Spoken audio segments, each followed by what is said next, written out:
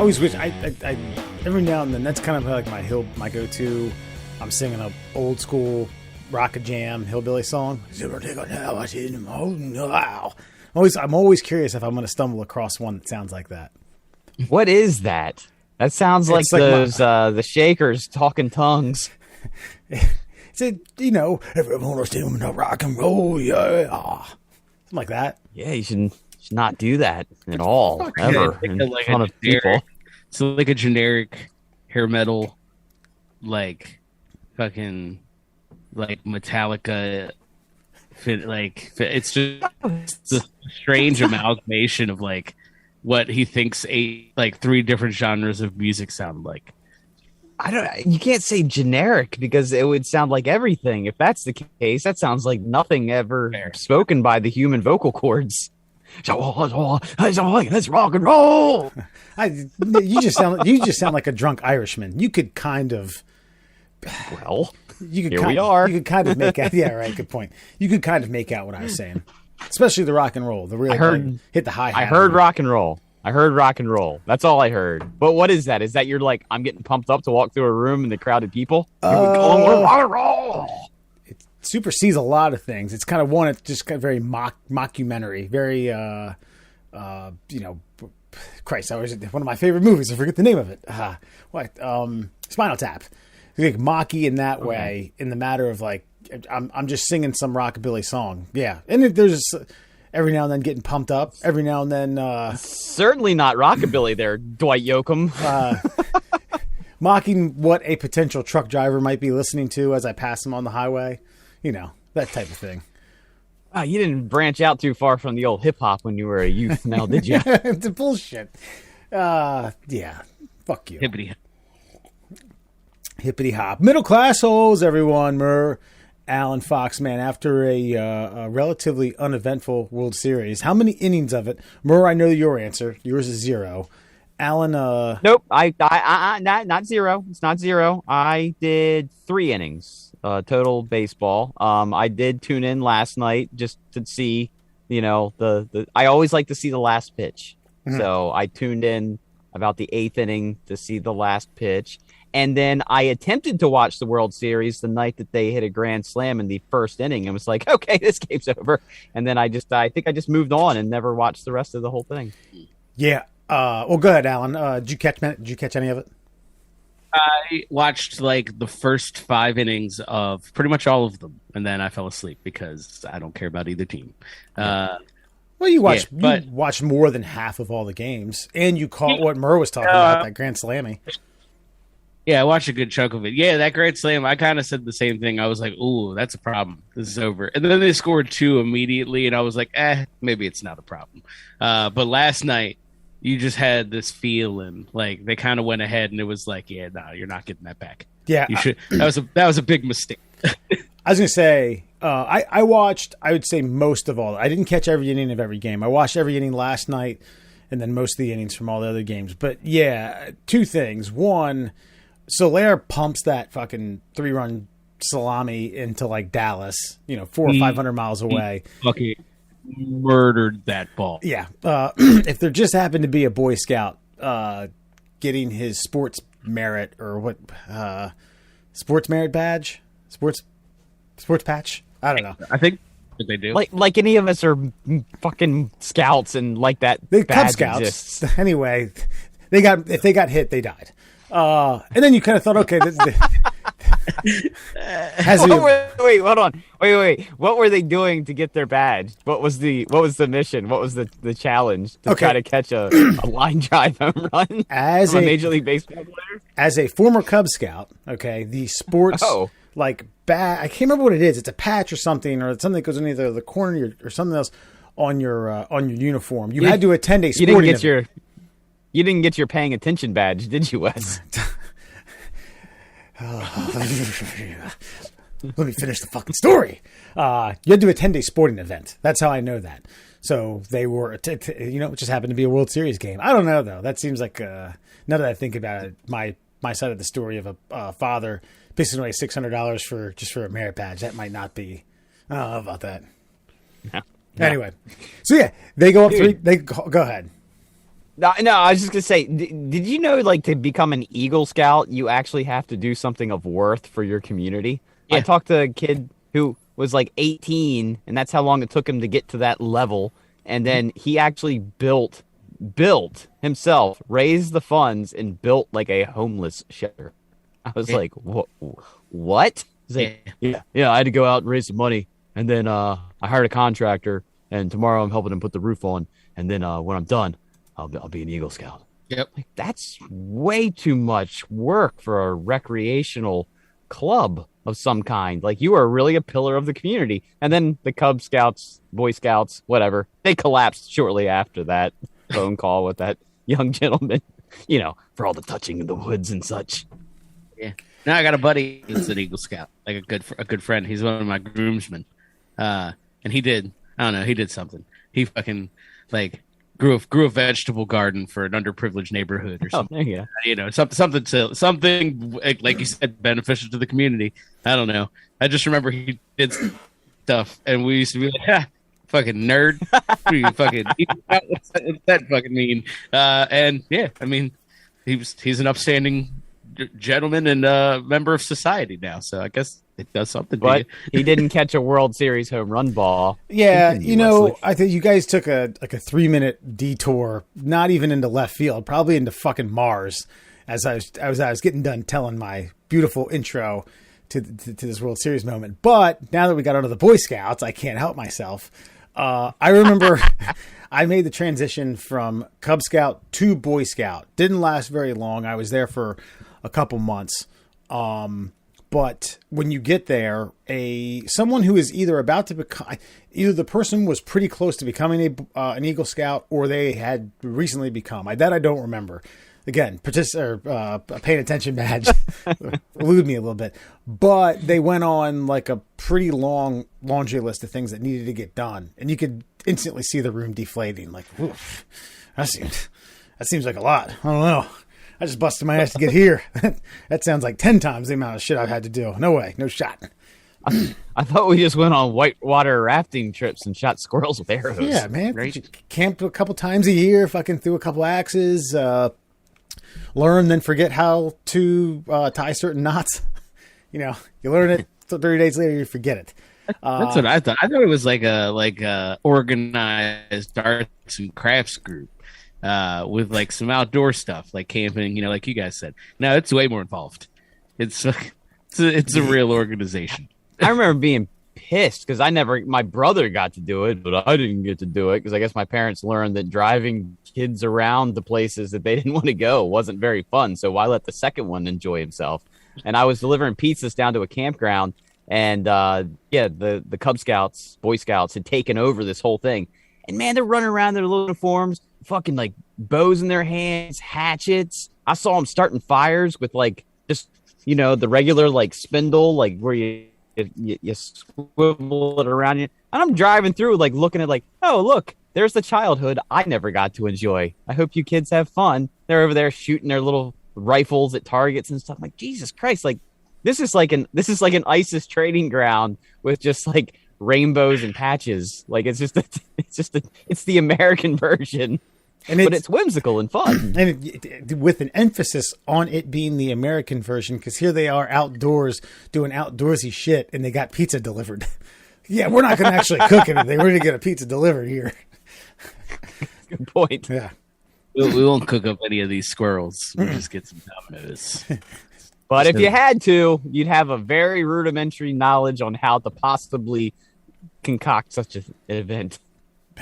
Yeah. Well, and I'm going to go full circle because I'm not going to forget what I was going to fucking say about the World Series. All right. The game before, you had mentioned the Grand Slam.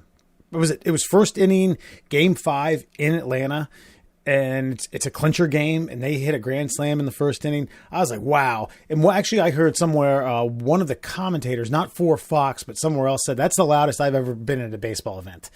All right. That's the absolute loudest I've ever heard a stadium. I've been to a lot of them. But I'm just going to say, chew on, not even on the other foot, on my foot. If the Orioles clinched a game like that with a grand slam in the first inning, Edgar Allan Poe, that's how I would be. You'd find me dead boozed up to the fucking nth degree in an alley with a smile on my face. Like, Jesus, he's dead. Just ear to ear. I'd wake up with like one shoe on in front of pickles. Like, just like my fly down for no good reason. I definitely pissed right before I passed out. You know what I mean? Just, yeah. No, I'm with you, buddy. I'm probably taking a week off if we have, whenever we win a World Series. Well, the Orioles certainly need to start making a competitive effort, because I realized, like, this last season especially, how much my baseball viewing is dictated by how competitive the Orioles are. Like, even third place, I'll pay attention, but like I watched the first game of the season, and then I just saw the shit show that was handing like right to us. Just like, this is not going to go well, fellas. And I just didn't tune in. Once I saw the starting lineup for like the first week, and it was like 5 different guys in 5 different days at 5 different positions, I was like, okay, I'm not going to bother learning any of you, and I'm not going to watch. Sorry and goodbye. That was the end of my baseball season. I think they had like a team record for major league debuts. I think it's like something like 13 or 14 people. Welcome to the big leagues. Jesus Christ. Could have fielded a team with that. Like, yeah, the Orioles like 300 different people this year. It's like, Jesus Christ. Tough to. It's a lot of. That isn't a recipe. As many guys as they had losses. Yeah, I was going to say, that isn't a recipe for a successful team. So, well, congratulations to the Braves. First World Series championship since 1995. A lot of shit along the way. Of course, they lost their best player sometime, I think, mid-August. Ronald Acuna tearing his ACL. Then losing their number 1 starter in Game 1. Good for them.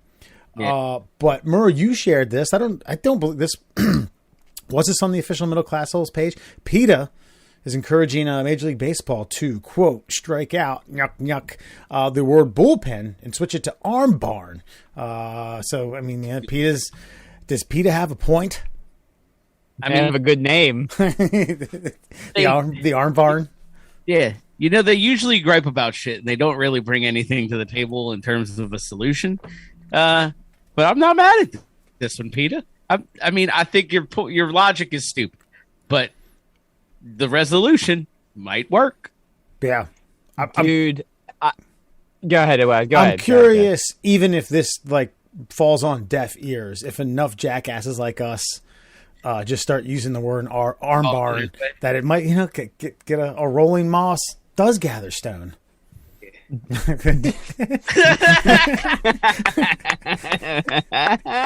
Well, that one certainly did, and I will be using that from henceforth. No, it's exactly what Alan said. They present stupid problems with zero solutions, and even though it's a stupid problem, the solution that they offered, they have some chucklehead jackass like myself coming up with like alliterative terms, which I am fully supportive of. And yes, from henceforth, for me, it will now be the arm barn. That is such a great, like, I don't know, like Anchorman almost-esque kind of like saying, like, let's call down to the arm barn. It almost like, quote unquote, dehumanizes humans in a way by putting, the arm in the barn. And then, like the guy isn't even need the guy. We just need the arm. And that's essentially what baseball is. We don't care about your body or what you think. We just need that sweet, sweet $1 million arm of yours to come in here and throw 3 strikes to get us out of this fucking situation. Yeah, that's it. It's glorious. And I wish they just shut the fuck up about all the other nonsense that they're saying, but they presented a wonderful solution. Yeah. No, I 100% agree. Me and Murr, look at that. Fucking you can cross the aisle, ladies and gentlemen. No, he's absolutely right. I mean, it legitimately, it sounds like if a prosthetic arm company sponsored the bullpen for a fucking single A team in fucking Delmarva. What I mean? That's what it reminds me of, and I think it's genius. I would love it.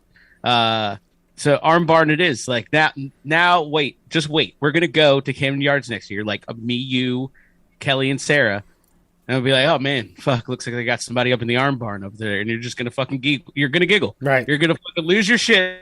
I'm gonna drop that so nonchalantly, and you're just gonna be like, wow, yep, perfect. And just to keep the feud up, I hope that Jimmy Seafood sponsors the arm bar. Yes, Jimmy To Seafood. kick at the PETA. Yeah. Yeah, because they started that big like billboard battle with PETA over the steam crabs, and they did not relent. And Jimmy's made themselves like a national name by doing that. I did say that I hope that Omaha Steaks sponsors the call down to the arm barn. Because that would just be arm barn. This is your Omaha Steaks call to the arm barn. We'll be back after this. So good. Yeah. I would say when I first heard about it, I think I had that knee jerk Pavlonian like fucking bullpen. Jesus Christ. What's next? And then I was like, oh, that's fun. That's good. That's good. Well, yeah. Yeah. arm barn makes more sense. I get it that the bullpen is a holding area, but the arm barn makes sense. It's everything you need. There's the holding in the barn that's warming up the arm, which is it's more literal and it's more funny, and I like it. Yeah, hell yeah. And the only thing I could we were watching a baseball game. We were at an O's game probably 10 years ago, and a friend of ours, Alan, or a fraternity brother of ours, Mark, was talking to Dewey, and he Mark's a baseball fan, but not a big baseball fan. I think he had a little bit to drink at this point. And he was like, someone was in the quote unquote bullpen. And he goes, hey, who's that over there in the pitcher's dugout? And everyone in the row lost it. The pitcher's dugout. The pitcher's dugout. Yeah. See, but he was more spot on. It's basically an arm barn. Yeah. Once you get down to it. So he's right. Vindication. That's right. Oh man. Last thing on the sports front, did you guys see that, hear about that fucking clown? I mean, I hate the clown. I don't know unless he's a disturbed individual. Henry Ruggs. Did you hear about that? No, I don't know. Oh, is this the guy, the drunk guy? Is this the Raiders guy? He was doing 2 times the legal limit, was doing 158 miles an hour, ran over someone and killed him and crashed his car. He's going to do time. And rightfully so. I mean, like, driving drunk hitting someone's bad enough. But what did 158 miles fucking an hour? That's just quick. Where was he doing it though? Where, like, you know, was it in town or was it like out on the outskirts? That I didn't catch.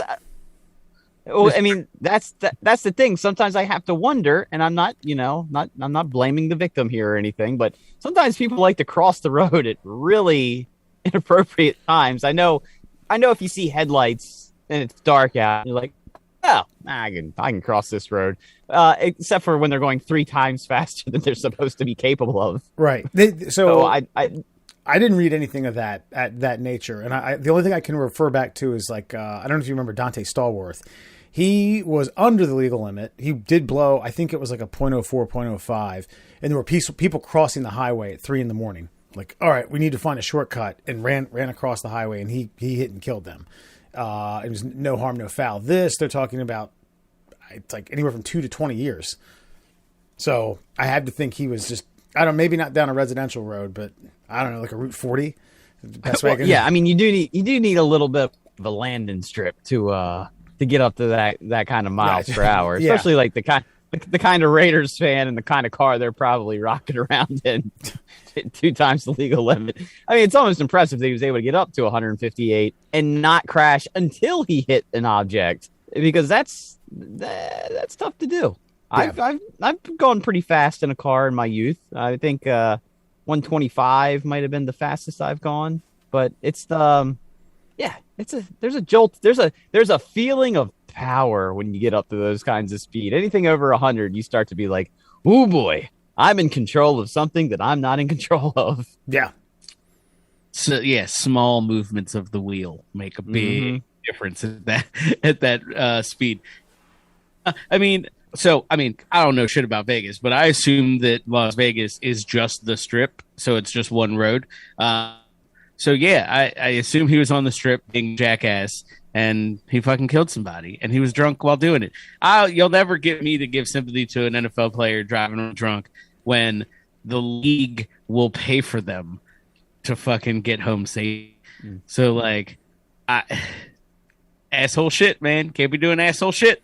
Drive it fast, sober in the middle of the day because you know why? You're an NFL player. You can do whatever the fuck you want. But yeah, this was his fault. But driving fast sober ain't quite as fun now, is it? Get all saucy and do it in a controlled environment. You're fucking a millionaire. Like, there's definitely ways to do this. Fuck, you could probably spend a minuscule amount of money and get into a car that's faster than a car you can purchase. Like, you know what I'm saying? Like, you could probably have a way better experience because you're a fucking athlete, and you don't have to kill somebody to do it. Well, and again, I know I'm taking completely away from this story, but he is an athlete, so I do wonder. Okay, if they offered this, what if the government, in order to like maybe cut down on DUIs and such, like, okay, what do you think your legal limit is, Wes? What do you think you could operate a vehicle at versus what, say, me, kind of a lightweight who's sitting here drinking his White Claws out of a fucking pint glass right now? Like a 0.22, 0.24, you know, somewhere around. No, just kidding.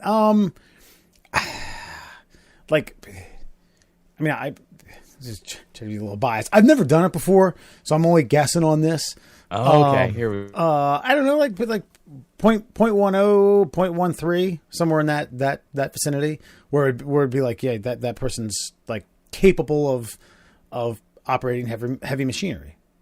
Okay, what if the MVA, DMV, whatever you call it, what if they set up a day where you could come in and you could get boozed to a level where you're like, all right, I'm ready to take the test now. And then you go out, and if you passed it, 100% perfect, no mistakes, that goes on your license. That now becomes your legal bar. So if you get pulled over and they're like, oh, you blew a .08, check my ID.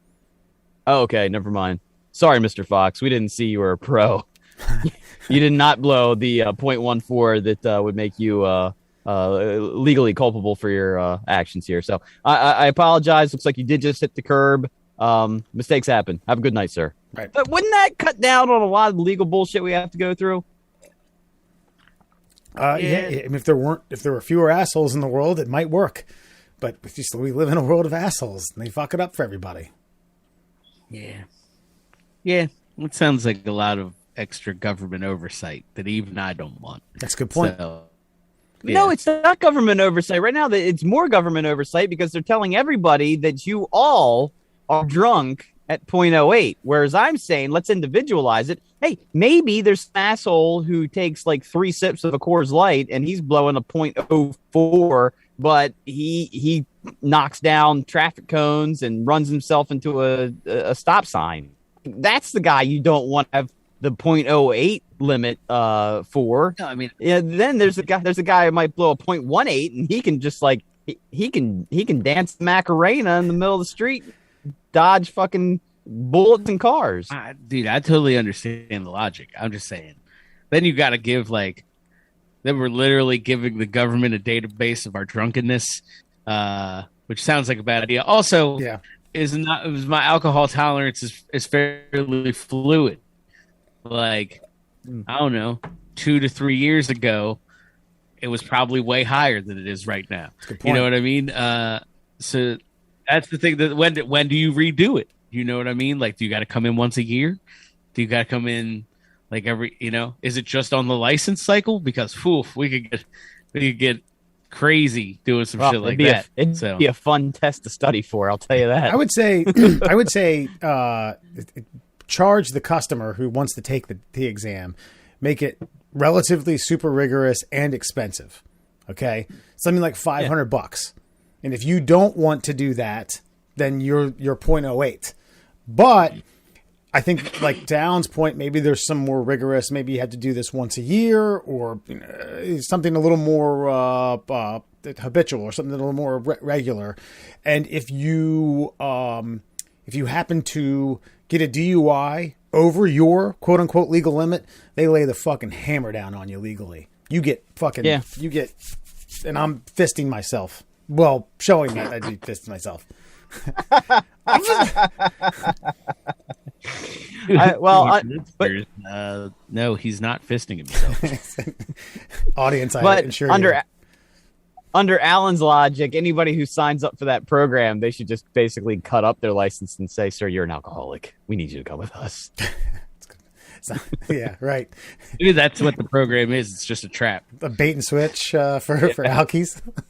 It's like when those cops, those police stations say like, "Hey, there's some funky drugs going around. Bring yours in and we'll test them for you," which is the most bullshit thing I've ever heard of. I actually got mad at one of those Facebook posts the other day because I was like, you know what? If we lived in a real fucking society that cared about people, that would be a real post. Because people taking their drugs to test them for fentanyl, and instead of fucking dying, instead they're going to go to jail. So I don't know. I just feel like that would make a world a better place if they weren't just cocksuckery assholes trying to make a funny on Facebook. That's fair. Maybe that's a liberal viewpoint for you, Mur. I like it. Also, gun, like they do the gun buybacks. They do that shit too. It's like, I know your tricks. I'm gonna bring you this fucking illegal gun, and you're gonna arrest me. Don't fucking lie to me. Unless you're Baltimore City, they need those illegal guns to plant on other unsuspecting criminals. That was always the during a potential search. You know, like cops would be like, "Oh, look, I want you to be square up with me, all right? You know, is there anything illegal in your car that I need to know about, okay?" Like, "Oh, yeah, I got some drugs." "All right, you're under arrest." Hey, help me help you, bud. Yeah. What's in there? What you got in there? I got some cocaine. All right, let's hands behind your back. Yeah, right. I'm going to arrest you. Help me. You're not helping me, officer. Yeah. No, you're lying to me? Yeah. No fucking shit, I was lying to you. I didn't want to get busted. Fuck you. Yeah. And here we are. Yeah. Oh, fuck. Well, fuck. What we got into a hating the police fucking segment? I don't know. No, I respect the blue. It's not hating the. It's not hating the police. The police are literally just doing the job that they're blue collar workers, man. They're handed a set of parameters and they're following the parameters. I mean, some of them are dicks, obviously. Some of them aren't. But I just wish we lived in a world where we could use a little bit more fucking rationality to fucking accomplish our missions. That's all. Like, sure. People are doing drugs. Okay. We don't want people to die. You serve, protect. So, hey, I'm protecting you and I'm serving you by testing your drugs for you. And I don't think it's as liberal a philosophy as you might make it out to be. It's not. It's just fucking a logical human thought. But, you know, in today's world, that's a liberal viewpoint. Well, I mean, I'm fine with it. I'm fine with that. I'll take it. Fine. I just like fucking with you. Let me take this to an absolute real level. If you do go into one of these things that is a legitimate, if that has ever happened, are you saying all those are bait and switches? Have they ever run a program where you could bring drugs in and test them for them being legitimate or laced with stuff? I'm not saying that they haven't, but I'm not aware of anywhere. Like, if you show up with a big bag of cocaine and you're like, "Yeah, I heard that there was a big bag of heroin," and then I was like, "Yeah, I heard there was a problem. A few of my friends OD'd the other day. I just want to get this tested, see if it's legit or if it's got a bunch of fentanyl in it." You're not getting your heroin back, and you are potentially going to jail. I don't know if they're putting you in jail, but you're definitely not getting your heroin back. And they're definitely not testing it for you. Well, they're definitely just taking it away. Let's say it's one of those ones where it is a legitimate. We'll test it for you to see if it's, the real deal and give it back to you. If they were to discover fentanyl laced stuff, that could potentially lead to the solving of multiple fucking deaths. People ODing. You could figure out where the source of shitty drugs come from. Sure. Then just ask your fact-finding question on that point. Say, "I don't recommend you do any of the heroin that I know you left back at your apartment because I'm sure as shit you didn't bring it all with you and you just brought this little teeny tiny baggie. And so definitely don't do any of this and let us know who gave it to you so that we can search this back." But I think you have to stop arresting people all the way around until you get to the source, because what's the point of, grabbing all the bait fish and the game fish is still out there? Like, we just got to be reasonable about this dumb shit. Like, people are going to do. And this is where I might fall conservative mindset there, Alan. I think all drugs should be completely legal and sold in, check this out, drug stores. Yep. Because people aren't going to magically start doing drugs, like, just because, like, they're legal now, I'm going to start doing some heroin. man, I've always wanted to do smack, but I'll tell you what, I was always worried about Johnny Law. Now that I don't have to worry about him, I'm going to drool on my face in my basement and listen to Hendrix. It's not going to happen that way. When it comes to, and I first of all, I 100% agree with both of you. And second of all, when it comes to drugs or hard drugs or anywhere in between, you really either need to have one of two, like, structures for it.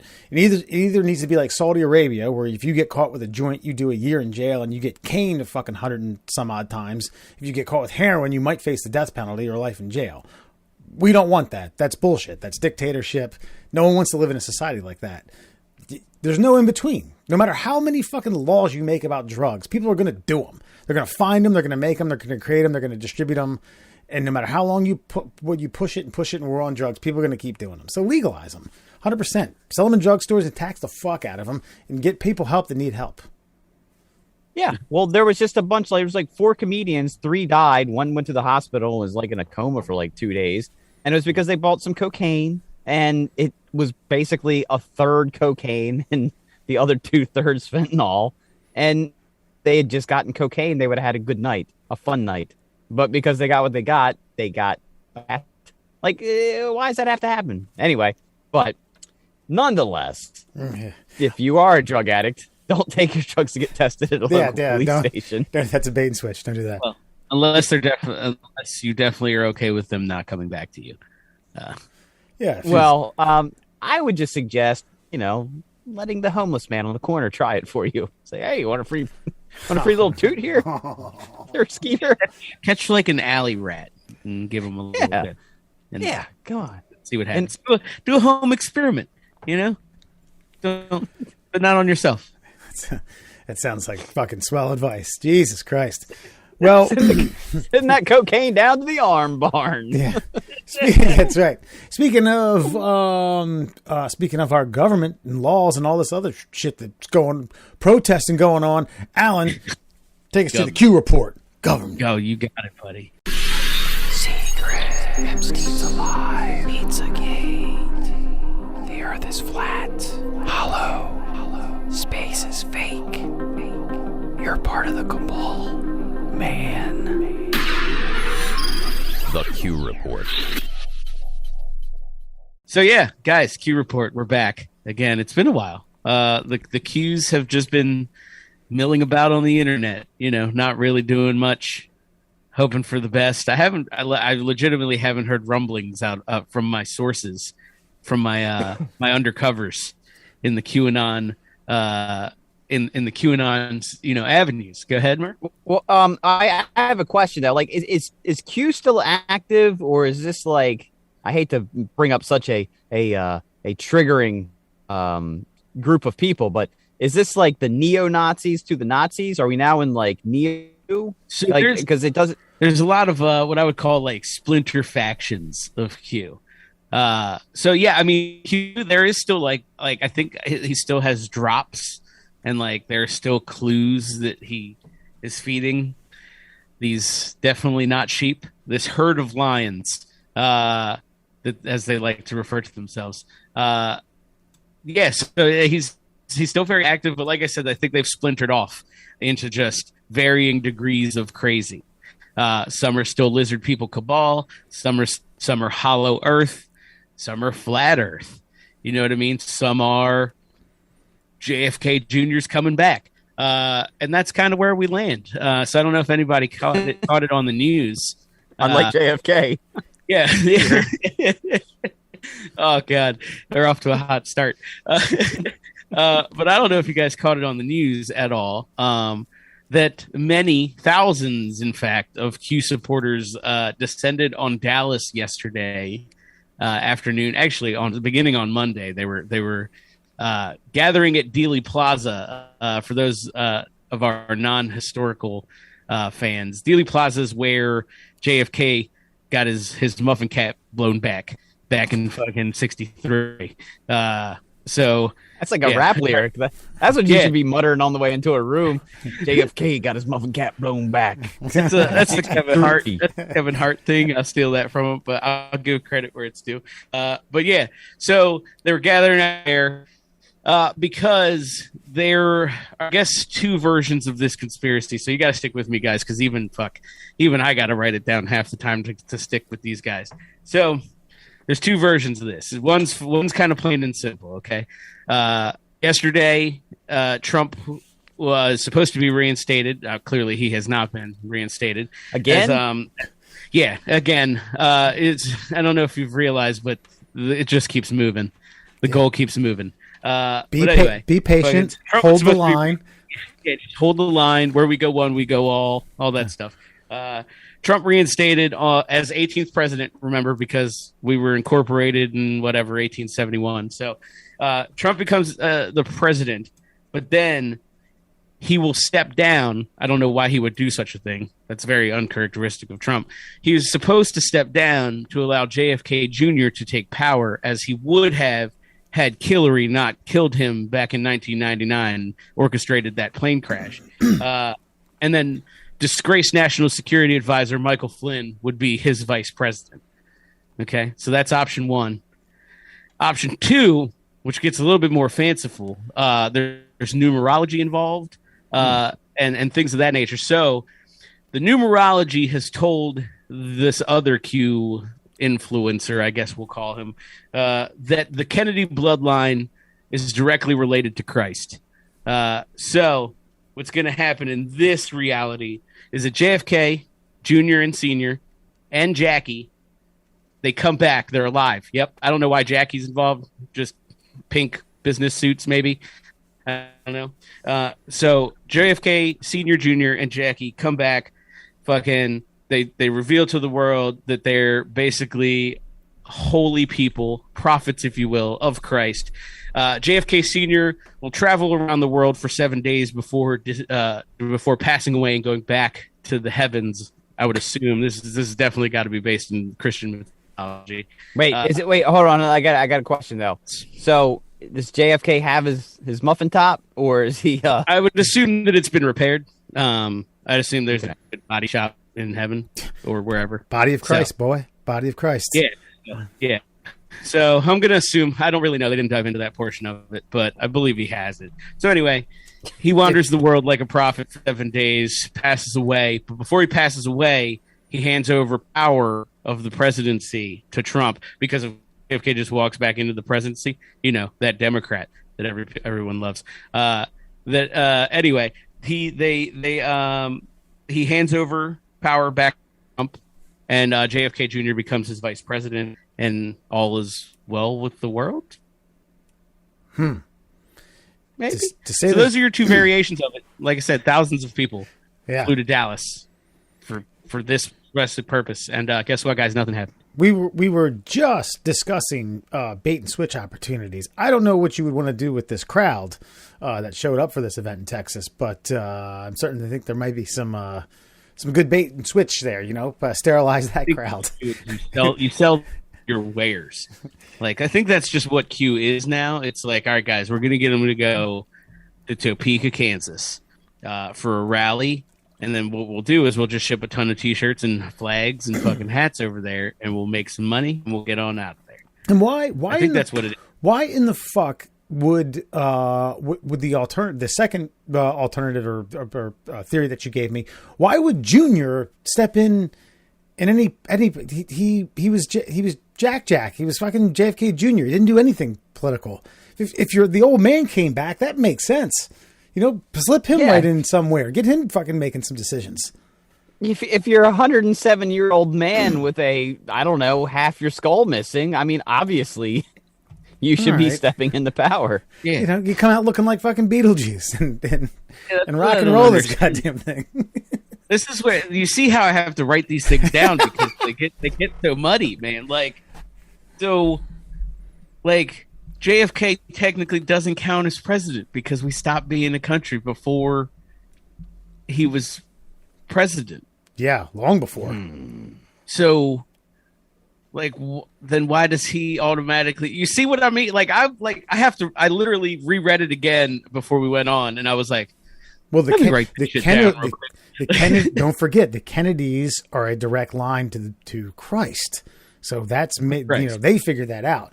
And you why stop there? You get Bobby, you get Ted back, getting the band back together, man. Getting the fucking Okay. I hope that this is a positive thing. And by saying this is a positive thing, okay, it's kind of like what was said. You kind of tag. In some way, you tag these people, and you realize that I'm not saying they're unworthy. They're Americans. They get to live with life, liberty, and the pursuit of more Q reports. But we at least know. I hope this weeds out like we'll say the fringe person who potentially thought that there was something. Because look, bottom line is the government shady operation. It's a shady organization. They've done some shady shit in the past. They've done some shady shit to their own countrymen. And so I understand why some people become disenfranchised with the political system could buy into something like someone with Q security clearance leaking secrets. This, if you still buy into it, after JFK, 107 with a bullet hole through the back of his head, JFK Jr., who did a short approach somewhere in the Atlantic, and Jackie O, who would be 92 and the oldest cancer survivor that died of cancer in the history of cancer people, they all showed up in Dealey Plaza. If you believe any of that, yeah, you have to really double take your life and your perspectives on things. Yeah, I heard more believable stories from the patients my mother worked with at the Veterans Hospital in Perry Point. And some of those people suffered from some severe schizophrenia and post-traumatic stress disorder. And I heard some more believable things while playing pool with some of these guys as a kid.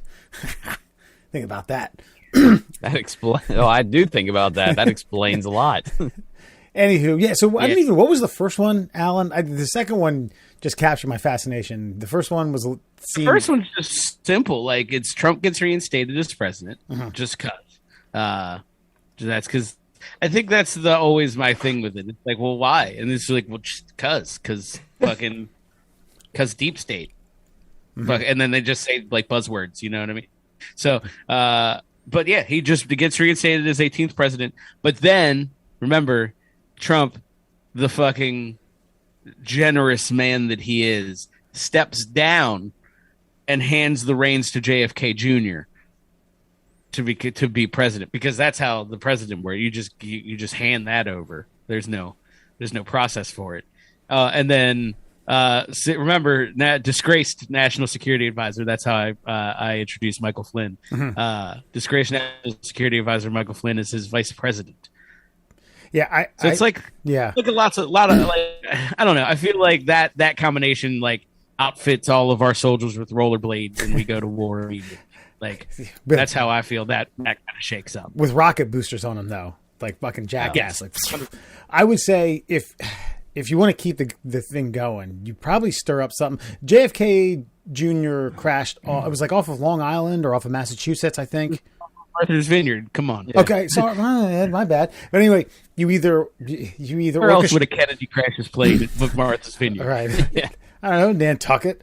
But I don't know if you organized something there, but maybe just off in mainland somewhere in Massachusetts, and then someone dresses up kind of like semi-swamp thingish and comes like out of the ocean. I'm JFK Jr.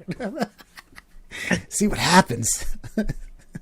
19th president of the United States. I mean, if I had the money, I might buy if I had the money, I might buy like a replica plane and just drop it into that area of the Atlantic and then be like, come on, Q's, we're going to pull this fucking plane out. Let's go. And I bet you get some fucking good chunk of change off of grifting people for that. Yeah. Yeah. We should just get fucking Trump grift. I know, man. We've already come up with this podcast is fucking Trump centric. Two great ideas. I almost feel like this is also like the people who belong to a religious cult, and it comes time to drink the Kool-Aid, and there's a couple people like, oh shit, we're really drinking poison. Nah, I'm not doing this. Like I feel like there's Qers that are like, oh y'all really thought that shit was going to happen, huh? I think Wow. it's even more like that. Like they still play it off. They're like, oh, what is it? Is this orange Kool-Aid? Nah, I'm allergic to orange. I'm gonna go pick up some red, guys. I'll be back. And then you just never. That's what I'm saying. That's why I'm saying I'm thankful for things like this because, hopefully you get the folks that go out for the red Kool-Aid and they're like, oh shit, what have I gotten myself involved in? But the ones that showed up to Dealey Plaza, they love orange. They're ready to gulp it down. Oh yeah. No, I did not catch. Of course, if they said 4,000, skeptics are going to say the media is lying. It was a couple hundred. I'm like, okay, then a couple hundred too many. I mean, that's one too many.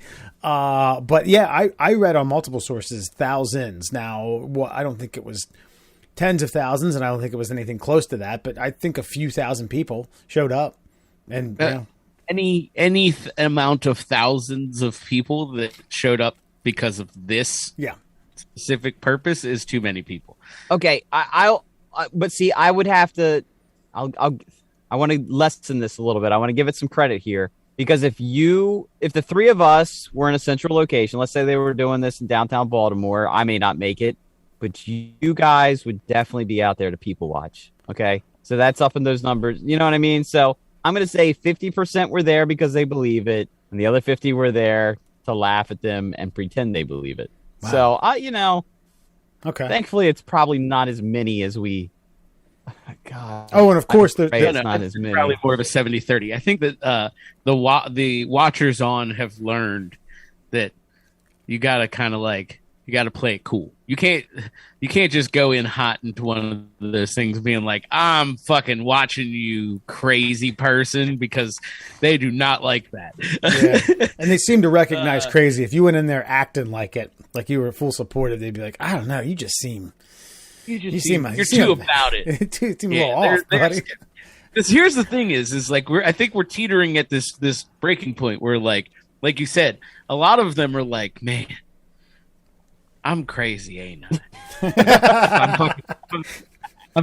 I'm too far. I'm too far in cognitive dissonance. I just can't. Like I've waited at this fucking car dealership for 6 hours. So whatever price they bring back in here, I'm just gonna take it. They're in too deep.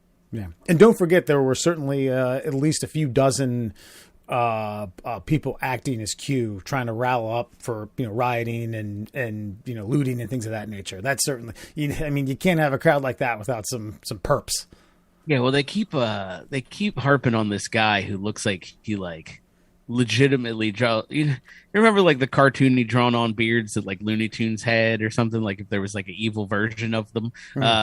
Like there's just some guy who wears a fedora and he has one of those beards and everybody's like, that's him. That's JFK Jr. Like, and I think people are now like starting to catch on to other grifters, minor grifters are starting to catch on and like they just show up in disguise and they're like, I'm fucking Ted Kennedy. And they're like, oh my God, look at him. He's here. Like, it's fucking, I think we're in the wrong market, quite frankly. I will be your Latino anti-socialist fucking conservative friend, and we can just spin this podcast into something that makes us a heap of money off of talking just nonsense. Yeah, I'm in. Let's do it. Yeah, fucking order MAGA hat tonight. The middle Classholes has made me dick. We'll be the talk of the town. Let's go, Brandon. If we turn this into like a satirical show, but only we knew it was satire. Do you imagine the amount of Patreon subscribers we could get? Huge. If we just started, we're creative lads. Yeah. We could spin a yarn people to did a sweater out of. I can make a character. You could read a character so fast. You can make it half the episode could be reading support mail or Q&A, not Q&A, but Q&A about, about certain stuff. You'd be like, yeah, thank you, so-and-so. And then obviously, like we have now, buffers could be like, rock and roll, something like that. And then be some good segments, I think. This has got some rolling moss does gather stone. We throw this bad boy on Facebook Live, and we just take questions. Callers. We just yell things. We yell things about the liberal media, and fucking we just go to town. Well, because I heard that Trump actually threw the election so that he could actually go to Epstein Island, and he's using his millions of billions of dollars to actually excavate underneath the layer to find all the evidence needed to take down the cabal that is in charge of the United States government, which is what he's been doing all this time, which is what we haven't heard from him, and why Jack Dorsey has eliminated him from Twitter so that he can't expose his findings to the rest of the general public. I heard that. I heard that Rupert Murdoch is paying the military salaries to excavate Epstein Island, as a matter of fact. So, yeah, and I heard that Jack when he fake crashed his plane, scuba to Epstein. He's been there ever since, fucking living it up. That. No, actually, I heard that Ghislaine Maxwell picked him up in the nuclear sub, brought him back to Epstein Island. Oh, he's been there ever since. Did like a semi drive-by underwater. Yeah. He's the body of Christ. He's got gills and shit. Boom, done. Imagine if we were all in the right uniform and we fucking did this on TikTok Live. Boom. Oh, I am in the right uniform every week. Right. He is in the right uniform. Al and I could use some tweaking. By the way, you're good. You got a good. You need to take down the Ravens thing and get up a blue line flag. Like you need a don't tread on me, and then we're good to go. By the way, I heard a guy on a podcast. He was one of these journalists who embedded himself with like Russian gangsters, like a part of a drug trade, and they ended up in a facility shortly after the fall of the Soviet Union. And the guy was like, "You want to?" He's like, "Hey, can I buy a submarine?" He's like, "Yes. You want a nuclear submarine? It'd be $50 million." And he's like, "Really?" Yes, I have two of them. Wait, so I didn't hear your first part of the statement, but there's definitely a Netflix documentary about all of that. Is that what you're... Okay. I heard the guy, maybe it was the same guy, the journalist that was on the podcast, but like, no, so to laugh about like, oh, take her nuclear submarine. No, it's possible. If you've got $50 million to spend, like Elon Musk could buy a nuclear submarine from a defunct Russian military general tomorrow if he wanted to. There's a documentary about that, like specifically, and then there's a Jonah Hill movie. It's called like War Dogs. Mm-hmm. Yeah. And they fucking get into just supplying fucking ammunition, Russian ammunition that's just been sitting in fucking warehouses in like Estonia and fucking Lithuania for decades. Yeah, you could totally get pretty much anything you need to start a world war from fucking black market Russia. Great. And the Kennedys bought some of that, obviously. The submarine that picked Jack up after he fucking wrecked the plane. That's where he landed the Cessna onto a nuclear submarine where he's been living for the last 2 decades. Yeah. Mm-hmm. The submarine breached, had a small runway. He did a little touch and go, fucking popped out, let that fucker crash in the ocean. And yeah, so maybe he doesn't have gills, but whatever. Same thing. So yeah, folks, next time, I think in the interim, if we have any QAnoners out there, reach out to us at tickleourtummies@gmail.com. Next time you hear from us, show may be a little bit different. May have a different theme, different talking points, different name and names, and backdrops, and all the like. Middle class souls, at least for first part of November. Thank you for the Q report. Shit. Well, Murr, I think you know what time it is, brother. That's right, my friends. It's time to get you some factualized information. It is officially time for Fun Fact Friday, being brought to you by, of course, the Shin Splints Recovery Group. If you have any pain below the knee and above the ankle and you need to figure out the best way to take care of that pain, find the Shin Splints Recovery Group on Facebook for all the factual information and medical advice that you'll ever need to not cure your shin splints. Let's get to it.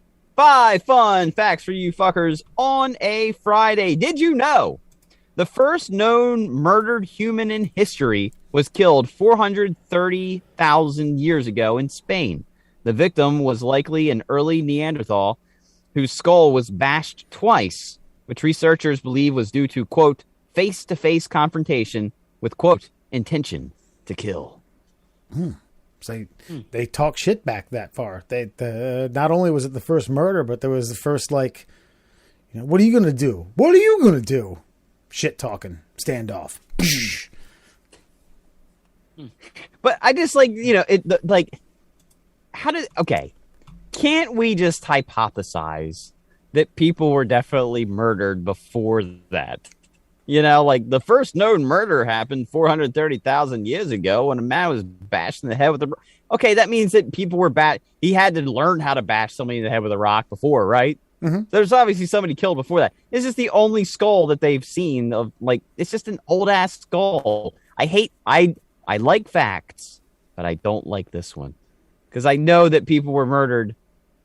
I don't know. Name a number. As soon as two humans were put face to face, one of them probably killed the other one. I get what you're saying. That's the semantics of it. They were like, known motherfucker. Like, we know somebody definitely got murdered before that, but this is the first one we've seen where we can tell somebody got murdered, you know? So I feel you though. It is bullshit. Sure. Yeah, there was probably people, you said 430,000? Yeah. I definitely go as far to say like 430,001. One more year. After that, I get a little skeptical, but I'll give you that. No. Peace in Utopia previous to that. That's right. Yeah, you're right. But the two people that first crossed paths, I mean, if it wasn't male, female, you know, if it was same sex, well, I guess, yeah, first same sex, either killed each other out of fear or they figured out the other person had more stuff. Wow. They got more food, more things than I have. I want those. When we were like pre-spoken language, yeah, there's murders all the time. Mm-hmm. Fucking over petty stuff. You know what I mean? They stole my peach, motherfucker. You're dead. Like, yeah.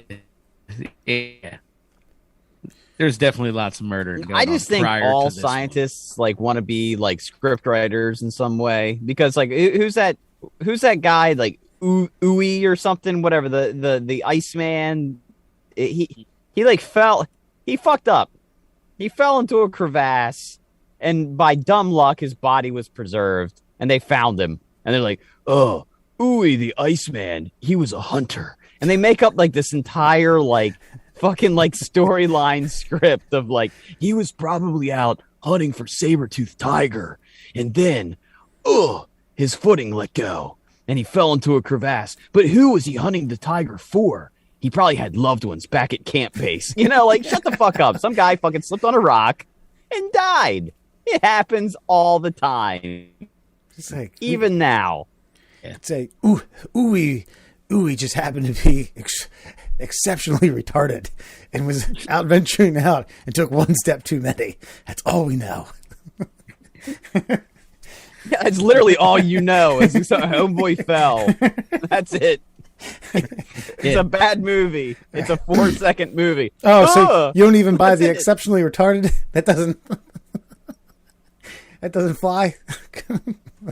Nope. Ooh, he took a bad step one day. Right. This means he makes a different sound on the way down. That's what they named him.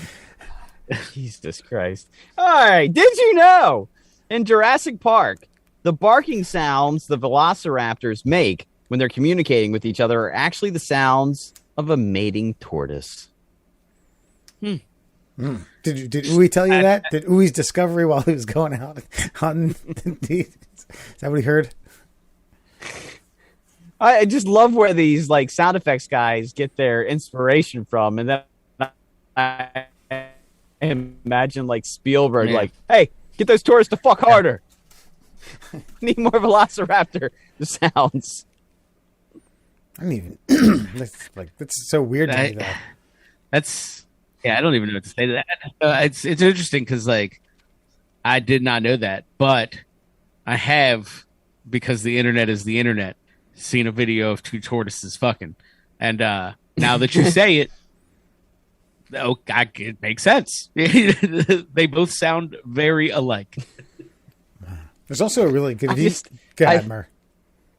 No, go ahead. Have you seen the montage of a tortoise like saying, like like just next to Owen Wilson's wows.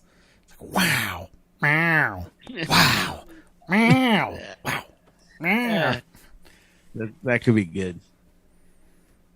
I just think it's going to ruin the next time I watch Jurassic Park now that I know this. Just because I know it's like I'm listening to like tortoises come in their shells. Yeah, that's right.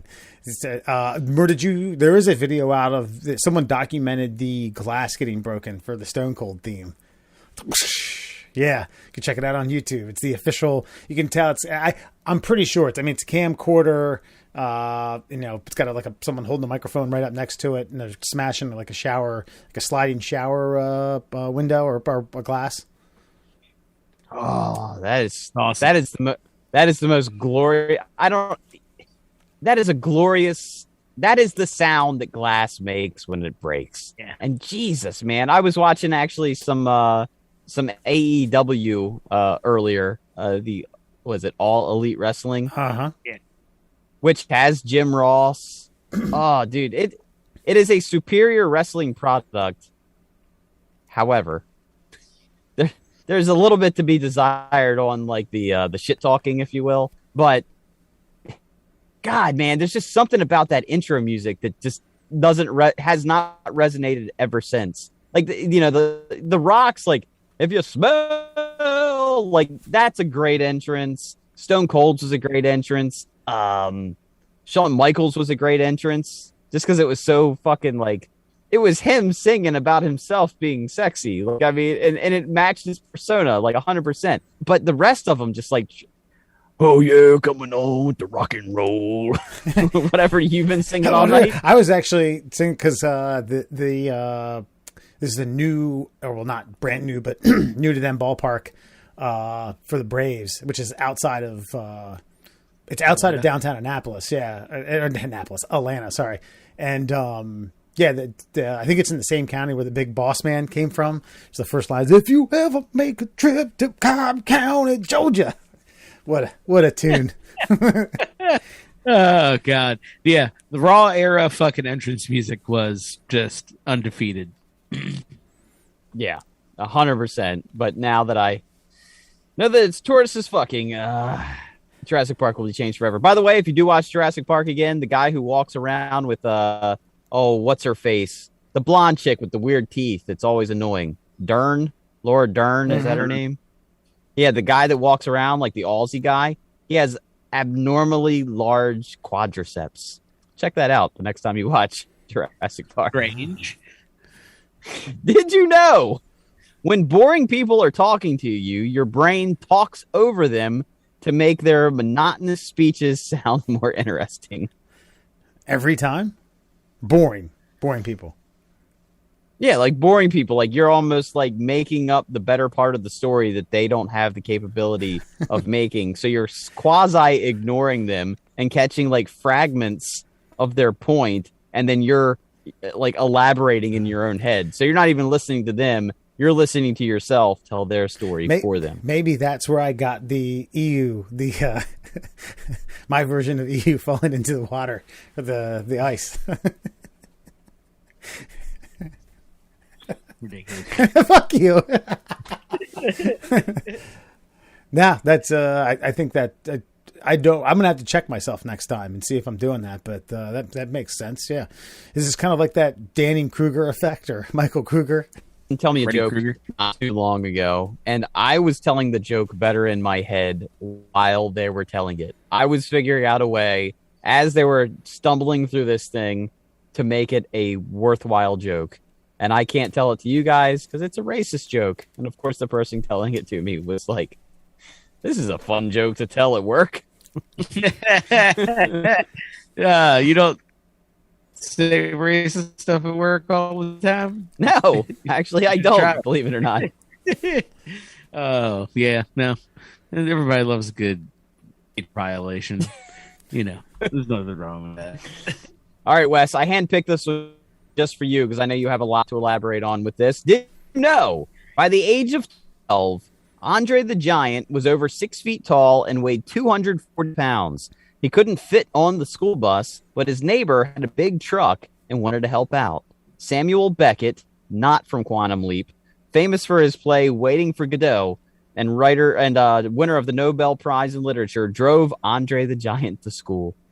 All I can say is I did know that. Yes, that was part. But Dewey knew that and told me that long ago, and that was part of the Andre the Giant. I don't know if it was a 30 for 30 or something like that. Yeah, that was made mention. So I was well aware of that, and it was Andre's dad and Mr. Beckett were good friends.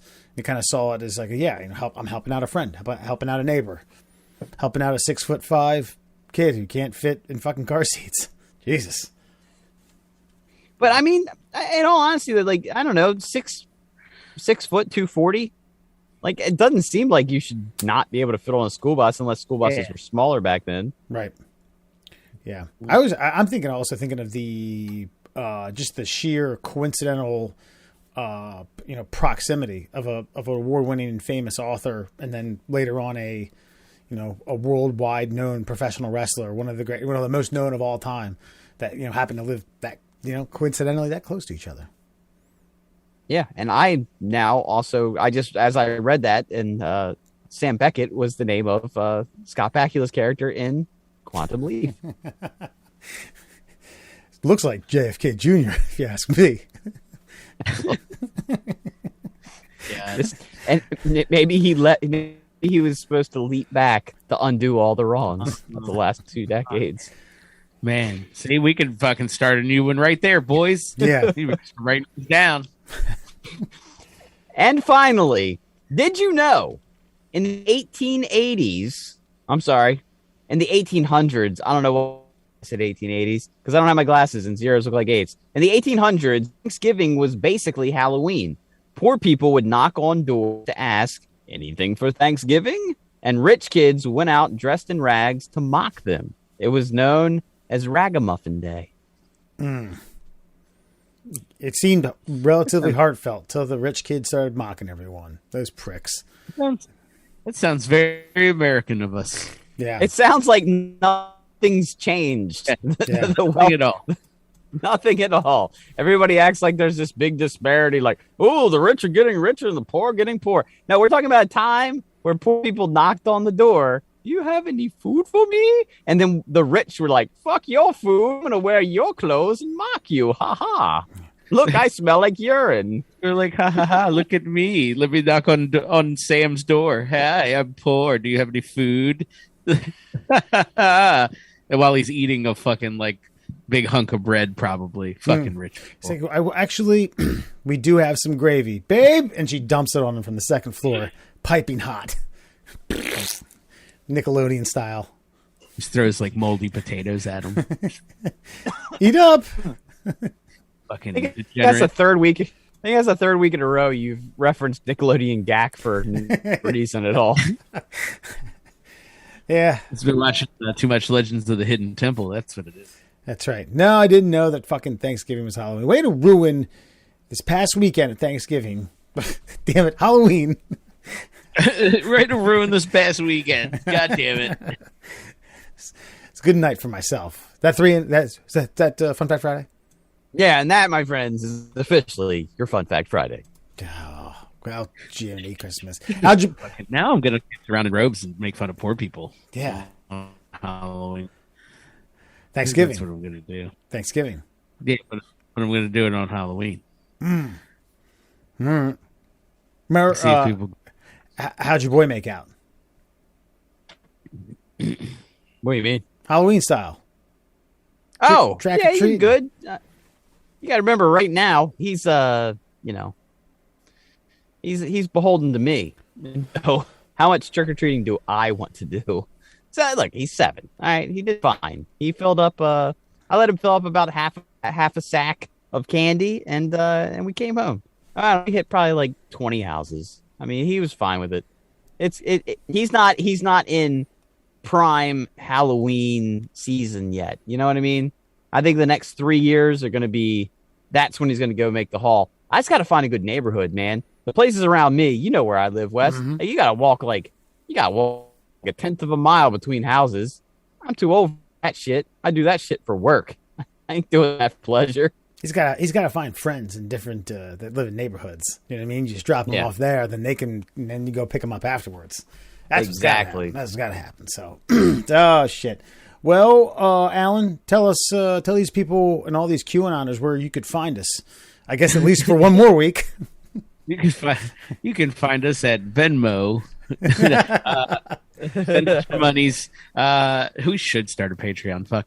But no, you can find us for your listening pleasure. You can find us on Spotify, Google Podcasts, and Apple Podcasts. Of course, you can find us on your favorite social media platforms. We're the Middle Classholes on Facebook, and we're at MDL Classholes on Instagram and Twitter. Yeah. Oh, of course, our favorite mode of communication. Please email us at tickleourtummies@gmail.com. And in fact, we have an email for this week there, Wesley. This is actually coming from Brother Dewey Love. He says, hey, assholes. Listening to your new installment right now, and I wanted to set the record straight regarding something that Murr said. He got most of the details right. We were playing Tiger Woods golf. We did have ridiculous scores because we both wasted many hours of our lives playing the game. He did ace a par 3 in a late round to beat me. I did say something like, you're not going to fucking ace it. When I heard the controller buzzing, I did throw the controller, but it wasn't Murr's controller.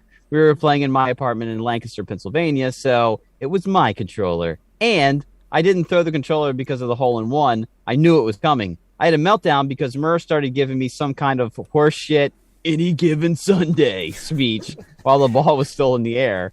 It sounded a lot like his argument for picking Prime Tyson over Muhammad Ali. You never know what's going to happen. Someone might just pull out the perfect shot any given hole. I still get mad thinking about it.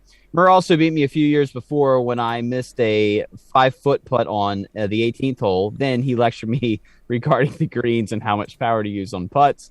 That gets me angry too. Anyway, keep up the sexy work, gents. Nice. I'm glad Tiger Woods was good for you as it was for me. Yeah, and I'm glad we sorted out, very, very specific, finite details to a memorable story. Yeah, Murr omitted some of that, fibbed about a little bit. Maybe he likes to tell us his version. That if someone else was telling him that's the version he remembers. No, I know what you're doing. But the only version that I got wrong was that we were in Lancaster and we weren't at my house. That's the only difference. And by the way, I only went to his place in PA twice, once to help him move and once to play Tiger Woods golf. So, gotta tell you, I understand. I'm just breaking balls, and no, there would be no. I was about to come up with something like maybe the lighting was different. Maybe maybe the air was a little cooler. Had you in a better mood, different mood. That actually email made me smile because I can now transport myself into that time in that moment and oh yeah, I was being a dick, and it made me feel better. It made me feel happy. I was giving him that speech. Here it comes. Any given Sunday, any given shot, any given hole. Yeah, and now I know what kind of asshole and impression I really left on him. So I'm grateful. Thank you, Dewey. Here's EU. He was hunting for his family. Probably saber-toothed tiger. Crashed into ice.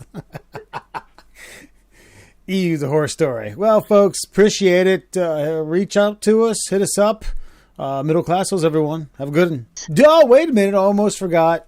Can't close out the show without this. Folks, if any of you get caught creating, distributing, or purchasing a fake COVID vaccination card, I hope that you get caught in some sort of odd slip and slide, meat grinder, pogo stick, or just fire accident and your reproductive organs get severed or burn into fucking ashes. Good night. I hope it's the pogo stick. I don't know how that would work, but use your fucking imagination. Good night.